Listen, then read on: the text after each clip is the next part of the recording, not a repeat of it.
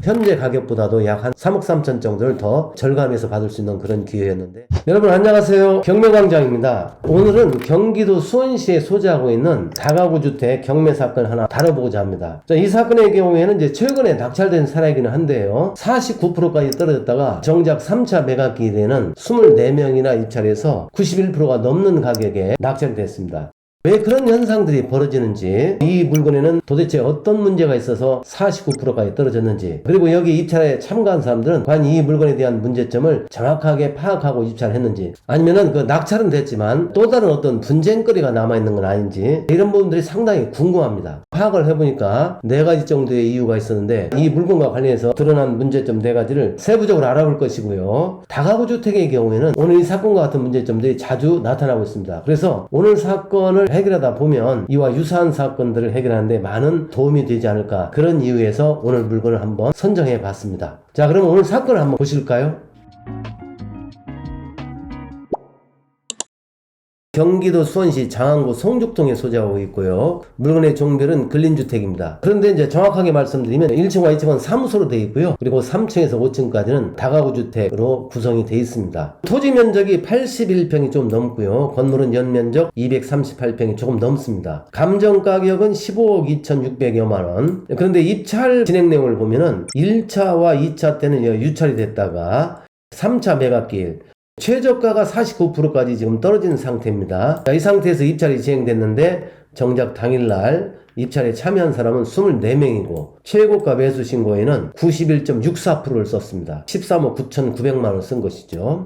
자, 그러면 여기서 입찰 내용과 관련해서 이런 부분이 지금 눈에 띄는데요. 전차에서 낙찰을 받았더라면 10억 7천만 원 정도만 쓰면 되잖아요. 그런데 한번 유찰된 후에 3차 매각기일에는 정작 전차를 한참 초과한 91.64%, 입찰자도 24명이나 참여를 했다. 이게 하나 이제 큰 특징이라고 볼 수 있는데, 경매에서는 이런 현상들이 자주 나타나고 있습니다. 그러니까 70%대 유찰이 돼서 49%까지 떨어지면 사람들이 많은 관심을 가지고 3차 매각기일에 이르러서는 상당히 많은 사람들이 참여해서 전차를 넘기는 사례들이 실제 상에서는 종종 나타나고 있는 것이죠.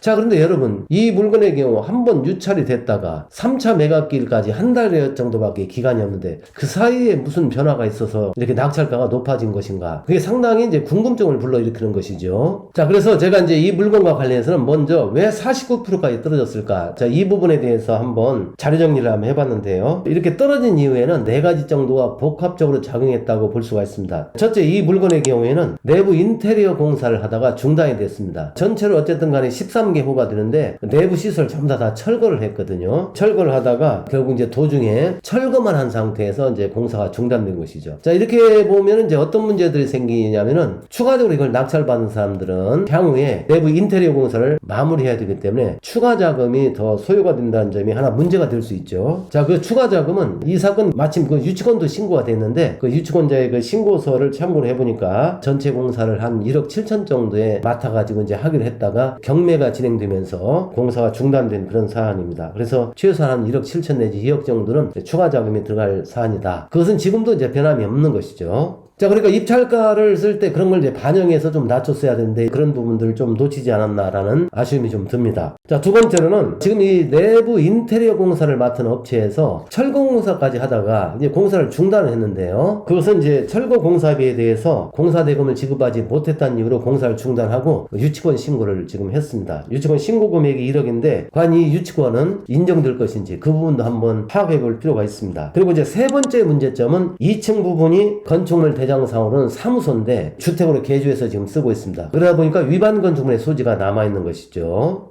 그리고 이제 마지막으로 네 번째, 이 사건의 경우에는 선순위 임차인 3명이 있는데요. 이 선순위 임차인이 종전 경매 사건에서도 배당 요구를 한 선순위 임차인입니다. 근데 그 당시 배당을 받지 못해가지고 이번 사건에서도 선순위 임차인으로 기재가 되어 있습니다.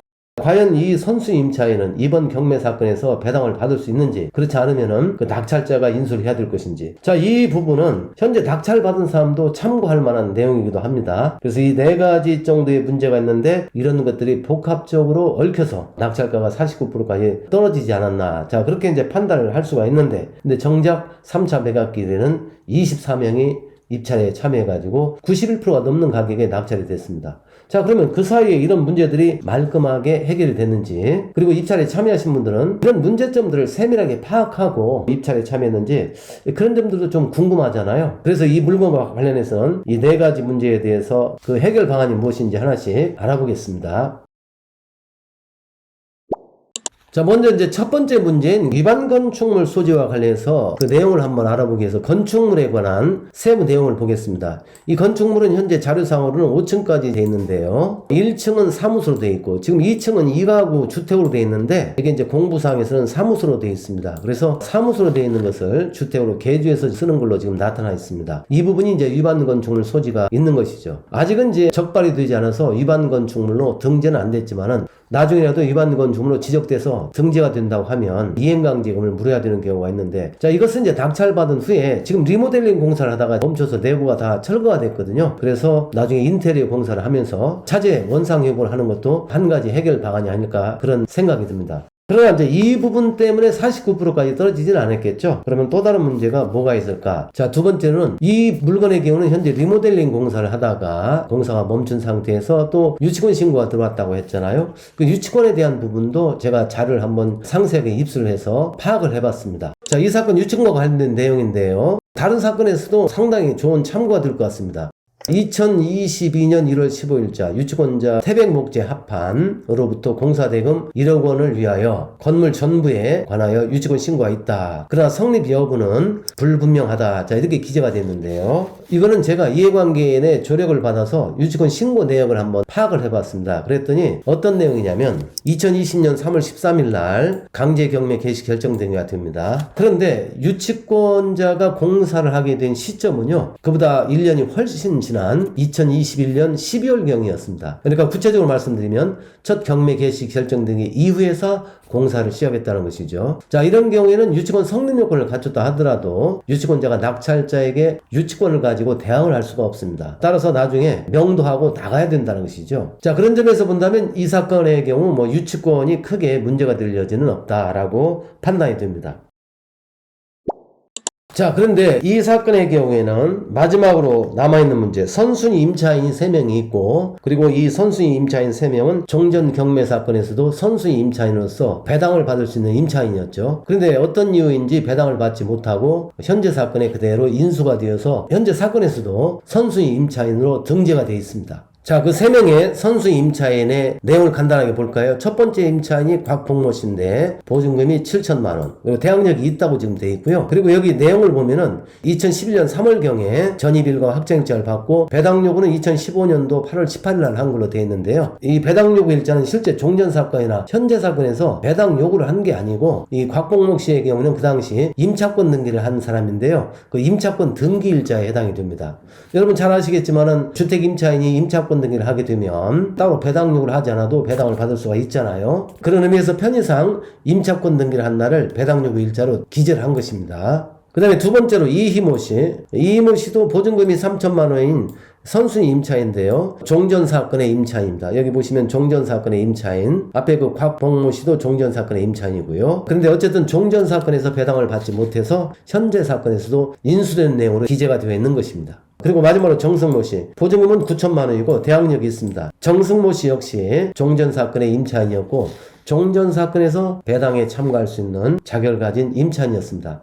그러나 어쨌든 그 당시에 배당을 전혀 받지 못해서 현재 사건에서는 선수 임차인으로 지금 기재가 된 것입니다. 그러면 이 세 사람의 그 임차인의 공통점이 뭐냐면 곽봉모, 이희모 씨, 정승모 씨 모두 다 종전 경매 사건에서 선수 임차인이었고 그 당시 임차권 등기가 돼 있었기 때문에 배당을 받을 자격이 있었는데 배당을 받지 못해서 현재 사건에서도 선순위 임차인으로 등재가 된 것이죠. 사실 이 사건에서는 오늘 이 임차권에 관한 것을 이해하는 게 굉장히 중요한데요. 그러면 종전 사건의 임차인 현황을 한번 참고로 한번 같이 보시겠습니다. 자, 여러분 이거 종전 사건 자료인데요. 그 당시 경매 사건 번호가 2016타경 28568입니다. 당시의 감정가는 13억 8,600여만 원이었는데 여기 입찰 과정을 보니까요. 1차 때 유찰이 되고 그 다음에 두 번 변경 절차를 거쳐서 2차 매각일 2018년 1월 30일이었네요. 그 당시 최저가 70%에서 진행이 됐는데 낙찰이 됐습니다. 그 당시에 그 14명이 입찰에 참여했고 낙찰을 받은 사람은 이제 현재 소유자가 되겠죠. 김귀모 씨가 낙찰을 받았는데 낙찰 금액은 12억 8,700만 원. 당시 감정가 대비 92%가 좀 넘는 가격이었습니다. 그런데 이 당시에 이 사건의 경우에는 임차인이 아주 많았어요. 그래서 그 임차인 내역을 한번 참고를 한번 보시겠습니다. 당시 사건의 그 임차인 현황 자료인데요. 여기 보시면 많은 임차인들이 있고 대부분 다 대항력이 있다. 여기 뭐 간혹 이제 대항력 없는 임차인이 있기는 하지만요. 대부분 다 이 대항력이 있다. 이렇게 나와 있고 이게 총 임차인이 당시에 17명이고 임차 보증금의 합계가 12억 1,500만 원이었습니다. 다만 이 17명 중에서 한 연못이만큼은 종전 소유자로서 이 사건의 당시 사건의 그 채무자여서 실제는 임차인이 아니었습니다. 그렇게 보면 이제 16명 정도가 되는데요. 보증금의 합계가 12억 1,500만 원이다. 낙찰가하고 비교해 보니까 결국은 뭐 낙찰 대금에서 임대차만 제대로 나간다고 하면 실제 낙찰 대금은 임차 보증금은 차후에라도 다 충당이 가능하기 때문에 실제 내 돈이 묶이는 경우는 극히 소액이 되지 않을까 그런 판단은 일단 됩니다. 그런데요, 이 당시에 현재 사건의 그 임차인 3명이 있었잖아요. 그 사람들이 여기 있었어요. 여기 곽봉모 씨 있죠. 당시에도 보증금이 7천만 원이고 대항력이 있고 전입일과 확정일 배당 요구는 현재 사건하고 내용이 똑같습니다. 그리고 임차권 등기자라는 점도 앞에서 확인한 바가 있죠. 그 다음에 이제 두 번째 이희모 씨 보증금 3천만 원. 그리고 또 소액 임차인이잖아요. 임차권 등기자이기도 하고요. 그리고 마지막으로 정승모 씨 보증금 9천만 원에 역시 배당받을 자격이 있는 사람이고요. 임차권 등기자였다. 자, 여러분, 당시 임차인이 이렇게 11명이 있었고 그럼에도 불구하고 다른 임차인들은 대부분 다 배당을 받은 걸로 보여지는데 왜 이 세 사람만 배당에서 배제가 됐을까? 그 부분이 궁금해가지고 제가 이 사건의 이해관계인의 도움을 받아가지고 이 당시 사건, 이게 종전 사건이죠. 배당표를 한번 입수를 해봤습니다. 열람복사를 해서 입수를 해봤는데 저도 이제 놀란 것이 그 당시 배당표에는 곽봉모 씨, 이희모 씨, 정승모 씨가 아예 배제가 돼 있어요. 그러니까 적법하게 배당을 받을 수 있는 자격을 갖춘 자들인데도 불구하고 아예 배당에서 배제가 돼가지고 배당을 못 받고 그 결과 그 세 사람이 현재 사건에서도 선순위 임차인으로 인수된 것으로 일단 나타나 있는 것입니다. 자, 그러면 이 부분과 관해서 여러분 하나 짚고 넘어가겠습니다. 종전 사건에서 선순위 임차인이 배당 요구를 했는데 배당을 받지 못했다라고 했을 때는 그 나머지 못 받은 보증금은 낙찰자가 인수를 해야 되잖아요. 그리고 인수가 된다 하더라도 그 임차인은 종전 사건에서 배당 요구를 한 결과 일단 우선 변제권은 소멸이 되고 대항력만 유지된 상태에서 인수가 되기 때문에 그것이 현재 사건에서는 배당 요구를 해봤자 그 일반 채권자에 불과하고 왜냐하면 우선 변제권이 없으니까요. 그런 상태라서 배당은 일반 채권자로서 배당받을 요건을 갖추지 않은 이상은 배당받지도 못하고 그렇게 되면은 나중에 또 현재 사건의 낙찰자가 그 임차 보증금의 부담을 인수하게 되는 그런 악순환이 계속 되풀이가 될 수밖에 없습니다. 아마 이 경매 공부를 하신 분들은 그런 정도 내용은 충분히 알 걸로 보여집니다. 그런데 이 사건의 경우는 그런 사례와는 좀 다릅니다. 뭐냐면 이 세 사람은 그 당시 돈이 모자라 가지고 배당을 못 받은 게 아니고 충분히 배당을 받고도 남음이 있는 선순위 임차인데도 불구하고 어떤 이유인지는 몰라도 배당에서 아예 배제가 된 거예요. 그러니까 적법하게 배당을 했더라면 배당을 받을 수 있는 사람들인데 배당이 잘못돼가지고 배당을 못 받았다. 자, 이런 경우까지도 낙찰자가 이 임차권의 부담을 인수해야 되느냐. 자, 이게 문제가 될 수 있는데 여기에 대해서 대법원 판례가 있습니다. 판례를 한번 같이 보시겠습니다. 자, 여러분 이게 화면에 제시된 판례는 이런 내용입니다. 선순위 임차인이 배당 요구를 했는데 배당을 일부만 받고 나머지를 못 받았습니다. 예를 들어서 임차 보증금이 2억인데 1억 원만 배당을 받고 나머지 1억 원은 배당을 못 받았습니다. 자, 이랬을 때는 그 나머지 못 받은 1억에 대해서는 낙찰자가 인수를 해야 된다. 이게 이제 우리 판례의 기본 태도잖아요. 그런데 이 판례는 어떤 내용이냐면은 이 배당이 적법하게 돼가지고 그렇게 일부 1억을 못 받았다고 하면 그 낙찰자가 1억을 인수하는 것은 맞는데 만약에 배당을 잘못했을 때는 어떨 것인가? 그랬을 때는 올바른 배당액을 기준으로 해서 낙찰자의 인수금액이 정해진다는 것입니다. 예를 들어서 제대로 배당을 했더라면 선순위 임차인이 2억 원 전체를 다 배당받을 수 있었을 사안인데 배당이 잘못해서 1억 원밖에 배당을 못 받았다. 이랬을 때는 그 나머지 못 받은 1억 원을 낙찰자가 인수하는 것이 아니다라는 것입니다. 그러면 그 나머지 못 받은 1억 원은 어떻게 해야 되느냐? 그 선순위 임차인 입장에서는 자기가 배당받을 금액을 누군가 후순위 채권자가 배당을 받았을 거 아닙니까? 그 자를 상대로 부당이득 반환 청구를 하는 것은 별개로 하더라도 낙찰자에게 인수를 요구할 수는 없다. 그러니까 낙찰자 입장에서는 이 임차권의 부담이 없어지고 임차권을 소멸한 것이죠. 자, 그렇게 본다면 이 사건의 그 세 사람의 임차인 곽봉모 씨, 이희모 씨, 정승모 씨는 일단은 임차 보증금을 전 사건에서 배당받지 못했다 하더라도 이 사건의 경우에는 인수되는 선수 임차인이 아니라는 것입니다. 따라서 이제 법원에서 배당을 이제 어떻게 할지, 이 임차권 등기 순서대로 배당을 해줄 것인지, 그렇게 되면 다른 채권자들이 배당에서 불이익을 받게 되겠죠. 또는 이렇게 될 가능성도 있어요. 실무상으로는 이 사람들은 종전 사건에서 배당 요구를 한 사람들인데 그 당시 배당을 못 받고 인수가 됐다. 그러니까 우선 변제권이 소멸돼서 대항력은 유지가 되지만 배당은 못 해주겠다. 막 이런 식으로 결론을 낸다고 하면은요, 그렇게 되면 또 낙찰자가 추가로 이 부담을 인수해야 되는 그런 문제가 생길 수가 있습니다. 그런 다툼이 있을 수 있다는 것이죠. 그랬을 때 낙찰자 입장에서는 방금 본 그 대법원 판례를 근거로 해서 종전 사건에서는 적법하게 다 배당을 받을 수 있었던 사람들인데 그 당시 배당이 잘못돼가지고 배당을 못 받은 사안이기 때문에 이번 현 사건에서 설령 인수로 처리한다 하더라도 이건 부당한 것이다 라고 해서 다투어야 될 부분이기도 합니다. 자, 그런데 이 사건의 경우에는 방금 전에 그 결론과는 달리 좀 더 특이한 문제점이 있습니다. 그 내용이 뭐냐면요, 당시에 이 세 사람이 보증금을 배당받지 못하다 보니까 종전사건 낙찰자인 김귀모 씨를 상대로 당신이 그 보증금을 인수해서 책임을 져라 이렇게 해서 분쟁이 이렇게 발생했다고 그래요. 그런 과정에서 김귀모 씨가 그럼 내가 그 보증금을 책임지고 대신 변제하겠다 이런 합의가 이루어졌답니다. 그 중에서 이제 그 대표적으로 이제 합의한 사람 중에 하나가 이 정승모 씨인데요. 이 정승모 씨가 보증금이 9천만 원이잖아요. 9천만 원인데 강제경매 신청 내용을 한번 볼까요? 2020년 3월 13일 날 강제경매 정승모 씨가 신청을 했는데 바로 이제 그 근거가 뭐냐면은 종전 사건에서 보증금을 배당받지 못했다. 그러니 당시 이걸 책임을 져라 이렇게 김귀모 씨한테 요구를 했고, 그걸 이제 김귀모 씨가 잘 내용을 파악하지 못한 상태에서 책임지는 걸로 알고 아마 책임지기로 합의를 한 모양이에요. 그 합의에 구속이 돼가지고 현재 강제경매를 당하고 있는 사건입니다. 그리고 참고로 이 청구 금액도 1억 8,100만 원이 좀 넘는데 이건 뭐냐면 9천만 원이 보증금인데 결국 이제 보증금을 변제받을 날로부터 지금 몇 년이 지났습니다. 그래서 지금 이 강제경매를 신청하게 된 권원이 지급명령인데 거기에 보니까 다 갚는 날까지 연 20%씩 지연이자 이 내용이 들어가 있어요. 그 지연이자까지 포함이 되다 보니까 9천만 원짜리가 1억 8,100까지 지금 늘어난 것입니다. 어쨌든 이 정승모 씨 역시 종전 사건에서 이미 임차권이 실제 소멸된 것이고 그때 당시 낙찰된 김귀모 씨가 책임질 이유가 전혀 없음에도 불구하고 이런 내용을 알지 못하다 보니까 잘못 합의를 해서 부담을 추가로 이렇게 하게 된 것이죠. 그러나 이런 부담들이 이 사건 현재 사건에서 낙찰자한테는 그대로 연결되지 않는다는 것. 자, 이 점을 제가 강조하기 위해서 아까 그 대법원 판례를 소개를 한 것입니다. 또 하나 이 사건과 관련해서 마지막으로 참고할 만한 내용이 있는데요. 여러분 여기 등기부를 보면은 이 곽봉모 씨 임차권 등기 했잖아요. 그렇죠? 곽봉모 씨.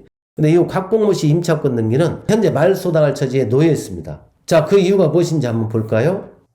여기 이제 관련 정보를 보면은요, 첫 번째 항목에 임차권 결정 취소, 수원지방법원 2019 카임 352 임차권 결정 취소라고 되어 있는데, 자, 이 사건은 어떤 사건이냐면 곽봉모 씨가 2015년도 여기 보시면 2015년도 8월 18일 날 법원의 임차권 등기 명령에 기해서 임차권 등기를 한 것이죠. 그런데 임차권 등기가 이렇게 된 날로부터 3년 안에 본안소송을 제기 안 했어요. 여기서 본안소송이라면 임차보증금 반환 청구의 소를 말하는 것인데 그걸 제기를 하지 않았다. 자, 이런 경우에는 어떻게 되는가? 자, 이런 경우는 그 채무자 내지는 이해관계인이 법원에다가 임차권 등기 명령을 취소해달라 신청을 할 수가 있습니다. 그럼 법원에서는 임차권 등기가 집행된 날로부터 3년 내에 본안소송이 제기됐다는 사실이 입증되지 않는 이상은요, 결국 임차권 등기 명령을 취소하고 그것에 기해서 등기소에다가 이 임차권 등기를 말소하라고 촉탁을 하게 돼 있어요. 그러니까 결국은 곽봉모 씨의 임차권 등기는 현재 돈을 설령 받지 못했다 하더라도 말소를 피할 수 없는 그런 운명에 처하게 된 것이죠.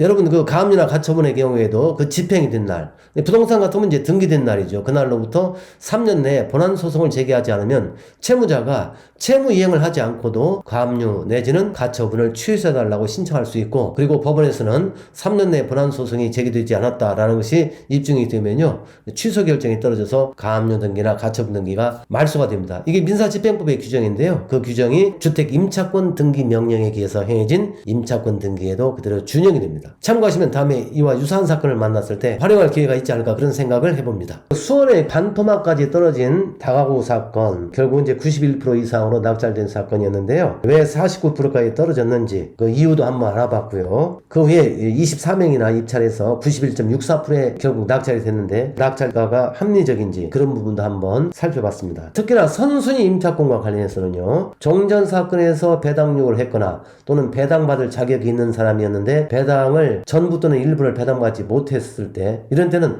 원칙적으로 나머지 못 받은 부분은 낙찰자가 인수를 하게 되지만 그러나 예외적으로 당시에 제대로 배당을 했더라면 전액 배당을 받을 수 있는 사안인데도 불구하고 배당이 잘못돼 가지고 배당을 못 받았다라고 했을 때는 그 부분에 대해서는 낙찰자가 책임지지 않는다는 것도 꼭 알아두실 필요가 있는 부분입니다. 제가 이 사건을 보면서 좀 아쉬움이 있는 것은 법률 관계에서는 크게 문제가 없는 내용이잖아요. 그런데 어쨌든 그 4가지 정도 위험한 부분이 표면적으로 나타나 있다 보니까 입찰을 70%대는 꺼려하다가 결국 이제 시간이 흐르면서 정보가 공유가 되잖아요. 그러면서 24명이나 입찰을 해서 높은 가격에 낙찰이 됐는데 이것은 이제 무엇을 의미하냐면 결국 어떤 물건이든지 발빠르게 권리 분석과 현장 조사를 해서 내용을 먼저 파악하게 되면은 70%대 낙찰을 받을 수 있는 그런 기회를 잡을 수 있지 않을까. 그래서 현재 가격보다도 약 한 3억 3천 정도를 더 절감해서 받을 수 있는 그런 기회였는데 그런 점이 좀 아쉽다는 생각이 개인적으로 듭니다.